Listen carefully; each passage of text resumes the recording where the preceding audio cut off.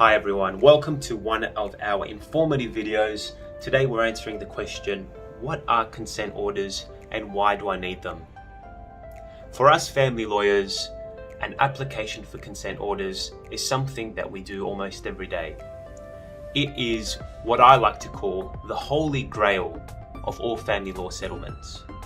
The reason being is when you apply for consent orders, it means that both parties of the relationship have agreed to finalize your property matter, your parenting matter, either one or both of them in this document.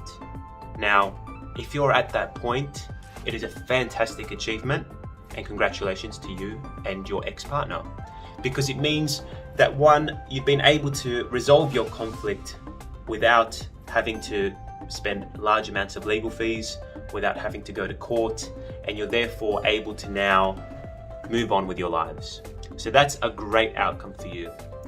It's cost effective, it's fairly quick in order to get it done, and once it is finalized and sent into the court, you will receive a set of court orders showing that your settlement will be full and final.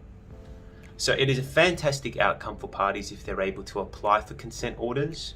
Now, you're probably asking, why do I need consent orders? Why can't I just write these orders out and me and my partner would be happy with that outcome in what we would call an informal arrangement? Now to that, there's a number of responses that we have. The first being is that any arrangement that is done informally will probably not be binding on each other. That means that if somebody breaches that agreement, there is very limited remedies that you have.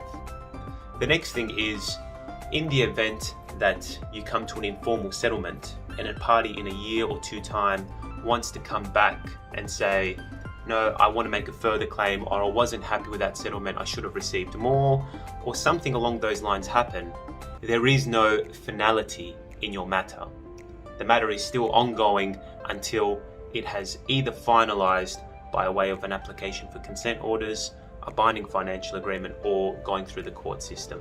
Okay, so I won't get into too much detail about those other things, but it is important for you to understand that your matter is still somewhat open-ended unless you have finalized it. And the most effective way, in our opinion, of finalizing the matter is by an application for consent orders.